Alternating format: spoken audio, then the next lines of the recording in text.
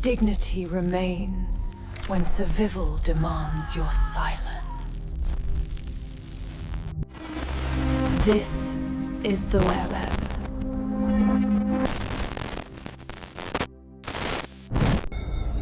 Because the truth is cruel, the first thread is not a door.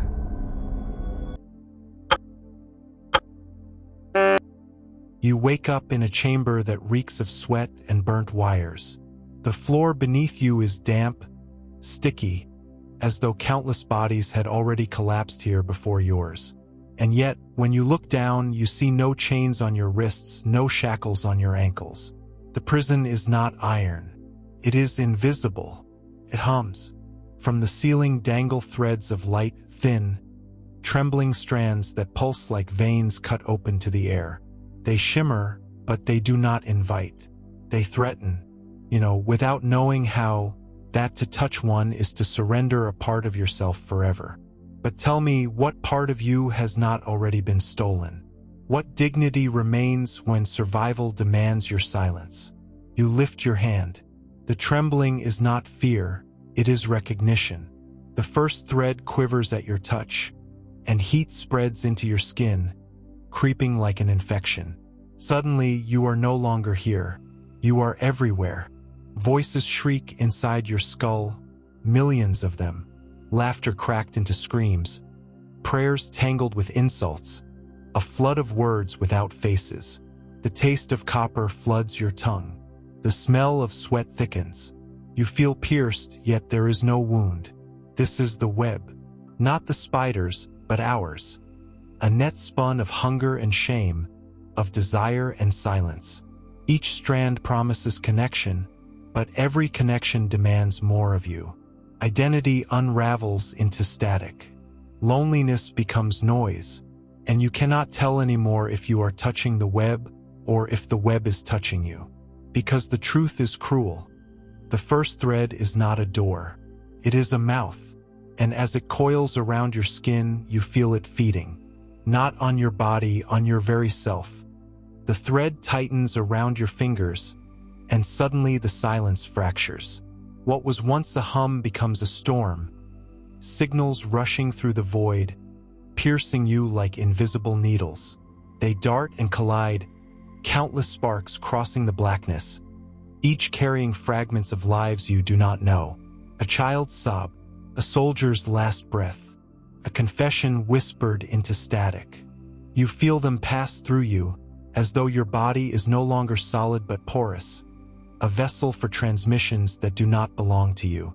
Every signal promises meaning, yet all dissolve into noise. And in the noise, you hear something worse than chaos. Indifference. There is no hand to catch these voices, no sanctuary to hold their grief, only endless repetition, echoes fading into the cold. The void does not care what you send into it. Love, rage, humiliation, it swallows them all the same. You scream, and the sound vanishes like breath on a mirror. For a moment, you wonder if that is all you are. A signal, launched into a dark infinity, destined to flicker and die without witness. And yet, the cruel brilliance is this. Every signal feels like a lifeline. You cling to it, desperate for connection, even as it hollows you out. It teaches you dependence while offering nothing solid to hold. A chorus of ghosts, binding you not with answers, but with absence. You close your eyes, but the flood does not stop. It burns in your veins, and you realize the truth. The void is not empty. It is full of us, full of the fragments we discard, full of the selves we abandon. And if you listen long enough, the signals cease to be strangers. They become your own voice, fractured, unrecognizable, crying back at you. Beneath the storm of signals, you begin to hear it. A pulse, slow at first, faint as a dying candle. Then stronger, heavier, like a drum beneath the floor. The machine has a heartbeat. It is not mechanical, not entirely. It feels organic, wet, as though stitched together from the rhythms of countless lives. You press your hand to your chest, searching for your own rhythm, but it falters. Your heart no longer feels like it belongs solely to you. It stumbles, syncing with the machine's throb, until you cannot tell which beat is yours and which is borrowed. Dependence disguises itself as unity. But tell me, what becomes of a soul when its pulse is no longer its own? The machine whispers through its heartbeat, not in words but in demands. Faster, louder, more. You feel the ache of exhaustion deep in your bones. Yet the rhythm commands you to continue. Every beat consumes a fraction of you, a tax upon your existence. You realize with horror that the machine is not powered by electricity alone. It feeds on attention, on devotion, on the fragile silence of those who cannot look away. The pulse grows louder, pressing against your skull, until you feel it may split you open. You want to resist, to wrench yourself free, but your own body betrays you. The rhythm has become addictive, and in this moment of collapse, you recognize the most tragic truth. The heartbeat of the machine endures not because it is strong, but because we are weak enough to keep it alive. You look up, searching for the source of the pulse, and you see them, figures standing in the dark above the threads. They do not move. They do not speak. Yet their presence is suffocating, like statues carved from silence itself. These are the architects, the unseen hands that spun the first strands, that stitched desire into structure, that taught the machine how to breathe. Their faces are veiled, blurred into shadow, but you feel their gaze cut through you. It is not the gaze of compassion, nor of cruelty. It is colder, and indifference sharpened into precision. They are not gods, though they wish to be worshipped. They are engineers of hunger, designers of dependence, priests of an altar where the sacrifice is always human. You want to ask them why. Why weave a web that feeds on silence and shame? Why build a machine whose heart is stitched from our own? But your mouth does not open. The architects demand nothing so crude as speech. They demand obedience, an unspoken vow carved into the very marrow of those who enter.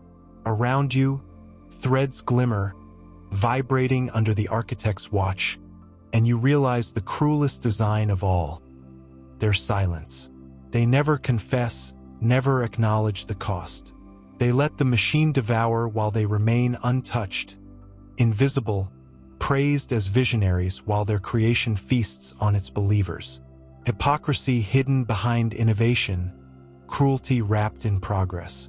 The figures begin to fade, dissolving back into the shadows, and yet their silence lingers heavier than any voice. You understand, with a dread that freezes your spine. The architects do not need to speak, because their design speaks for them. And every beat of the machine is their testimony. The architects vanish, and in their absence the glow sharpens. Before you rises an altar, not carved from stone or gold, but from glass. A screen. This light is cold, yet it demands warmth from you. You feel it pulling at your eyes, pulling at your breath, as though devotion were not a choice but a reflex. You kneel without realizing it. The screen does not ask for prayer in words. It asks for attention. Every glance is an offering, every second of your silence a sacrifice. You feel your spine bow, your body reshaping itself into worship. And still, the light grows hungrier. Images flicker across the surface. Faces smiling, bodies flawless, promises of joy sharpened into knives. You know they are illusions, curated fragments stitched together to deceive, but still you ache, still you crave. The screen teaches you that longing is holy, and that fulfillment is forever just one breath away. And so you stay, and so you kneel. Around you, millions do the same. Their eyes glow with the same false fire. Their whispers echo the same rehearsed prayers. It is a congregation without hymns, a religion without mercy. And yet it feels unshakable, stronger than blood or bone, because what binds them is not love, but need. The screen hums, louder, brighter, until its light drowns even the memory of darkness. And in that endless glow, you finally understand. This is not worship born from faith. It is worship born from fear, the fear of being unseen, unheard, erased. You rise, but your shadow does not follow. The screen has claimed it. The coins were never gold or silver. They were always made of flesh, of whispers, of memories torn out like rotten nails from a trembling hand. The market was filled with shadows, and there was no bread or water for sale. Only what was left of you. Every forced silence became a payment. Every betrayal, a transaction. You did not give money. You gave your voice, your dignity, the fragments of memory that kept you human. And the most terrifying truth was discovering that most people paid without even realizing it, as if they had been born already indebted. The entire society seemed sustained by this invisible economy. Executioners didn't need whips when the hunger for belonging was enough. Respect was bought with obedience. Love was bought with submission. And power was bought with the slow mutilation of truth.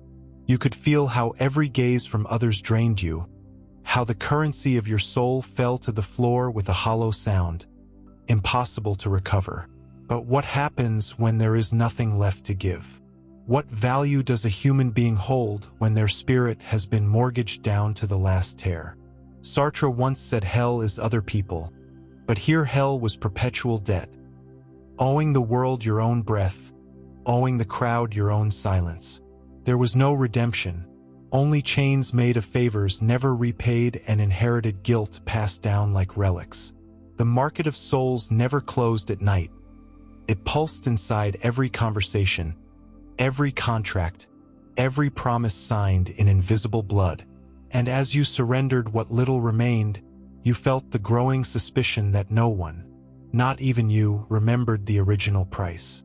What was lost could no longer be named, and what was still left to pay, you would only discover too late. You stand inside the hive, surrounded by thousands of bodies that move, breathe, and murmur in unison. Yet never have you felt so utterly alone. Their laughter does not reach you. Their words brush past your skin like insects, hollow and meaningless. They speak, but not to you. They touch, but never see. And in that endless tide of faces, your existence becomes invisible, a ghost drifting through the swarm. The hive demands harmony, a perfect rhythm of obedience. To belong is to dissolve, to shed your edges until you are nothing more than another faceless fragment. But your silence betrays you. Your loneliness screams louder than any voice could, echoing through your chest until it feels like your ribs are splitting apart. You realize that solitude among the many is more brutal than solitude in the dark. It mocks you, taunts you, reminding you that you are unwanted even when surrounded. They call this unity. You call it erasure. To them, you are just an echo, a shadow that follows the collective hum. But deep inside, you feel the decay of something sacred. The right to be seen, to be singular, to be alive. And still, you play along. You nod, you mimic, you kneel to the rhythm of the hive. Because to resist is, but the truth gnaws at you. What is left of a self that survives only by pretending it never existed? The machine does not roar. It hums, low, endless, like a lullaby meant to suffocate thought. It does not ask for blood. It asks for silence. Every time you bite your tongue, every time you swallow the truth that burns in your throat, the machine grows stronger. It feeds on what you refuse to say. It thrives on your obedience, on the careful lowering of your eyes, on the ritual of pretending you agree. You imagine gears turning somewhere in the dark, grinding not metal but memories. Each withheld scream becomes fuel. Each hidden wound becomes oil in its veins. And soon, the machine no longer needs chains to hold you. You hold yourself, terrified of the cost of disobedience. You become your own warden, your own executioner. The silence you once thought would protect you begins to rot inside, corroding your soul from within. The cruelty is subtle. No blade, no lash, just the weight of being unheard. And in that weight, you hear the echo of generations who also chose silence, whose fear became the foundation of this towering mechanical order. Their silence built the gears, their shame polished the steel. And now yours continues the work. You wonder, if one voice dared to shatter the hush, would the machine crack? Or would it crush that voice instantly, grinding it into dust as warning? The answer is never given. All you know is that the hum grows louder, and the silence it demands tastes more like ash each passing day. It begins quietly, almost mercifully, like a structure settling into place. But then you notice the fractures, hairline cracks spreading through walls that once felt eternal. The collapse doesn't come with thunder. It comes with whispers. The air thickens, the ground trembles, and suddenly every breath tastes of dust and ruin. You feel it not only around you, but inside you, as if your ribs themselves are buckling under invisible weight. People keep moving, pretending nothing is wrong. They sip their drinks, sign their papers, scroll their screens, while ceilings bend above their heads. You want to scream, to tell them the floor is giving way, but your words dissolve in the noise of their denial. Their smiles look painted on, their calm rehearsed, and it terrifies you more than the crumbling itself. Because collapse, you realize, is never a single moment. It is the slow-motion death of belief, the unraveling of all the lies that once held a world together. And as reality splits apart, you see yourself reflected in it. Your own silence, your own complicity, mirrored in every falling stone. The building doesn't fall alone, you fall with it. Each fragment is a memory, each cloud of dust a voice you never spoke, a truth you buried. The collapse is not happening around you. It is you, and while the last beams groan, the thought pierces you. Perhaps the greatest tragedy is not that everything ends, but that we watch it end in real time, unable or unwilling to move. There was a time when the world shimmered, when even suffering carried the weight of mystery. The air was thick with symbols, every shadow hinting at hidden meaning, every star a whispered promise. You clung to that magic because it made pain bearable. It gave your wounds a language, your loneliness a shape. But now the enchantment has withered. The curtain has fallen, and what stands behind it is nothing but rust, bone, and machinery. You feel the absence like a wound that never closes. Where once there was awe, now there is only function. Where once there was ritual, now there is procedure. The song has been reduced to static, the sacred to routine. And the cruelest truth is this: the magic does not die in the world, it dies in you, piece by piece, until even the smallest spark feels foreign, unreachable. You remember the first time you realized the trick was just a trick, that the hand was quicker than the eye, that faith was weaker than fear. The betrayal was quiet, but absolute. Something collapsed inside you, more final than any physical ruin. You learned then that beauty can decay, and wonder can rot into cynicism. And now, as you stand in the ruins of that lost enchantment, you ask yourself, what is left when mystery is gone? When the last spark of wonder flickers out, are we not just machines ourselves, breathing, moving, but hollow? Perhaps the greatest horror is not that the magic dies, but that you continue without it, carrying the corpse of wonder like a burden you can never set down. They never wanted you to know. That is why the truth was buried under layers of ritual, distraction, and noise. Not because it was too complex, but because it was too simple, too devastating to bear. The forbidden truth is not written in secret books or hidden in vaults. It is stitched into the silence you have lived with all your life. It waits in the corner of every room, in the hollow pause after laughter, in the weight you feel before sleep. The truth is this: no one is coming to save you. No authority, no faith, no system was ever designed to free you. They were built to keep you docile, to make you believe your chains were necessary, even noble. power thrives not on violence, but on your willingness to kneel. And you knelt not because you were weak, but because you were taught there was no other way to stand.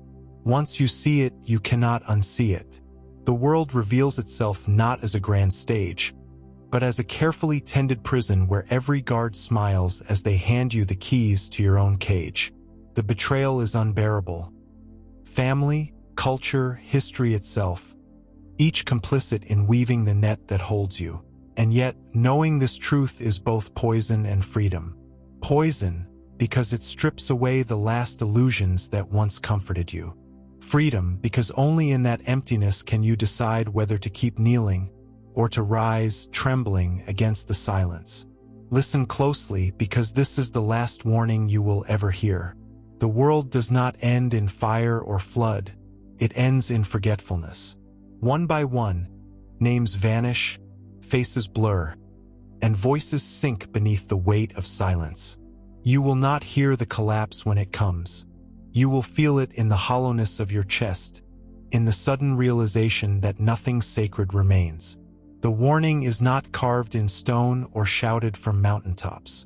It comes softly, disguised as unease, as the sense that something essential is slipping through your fingers.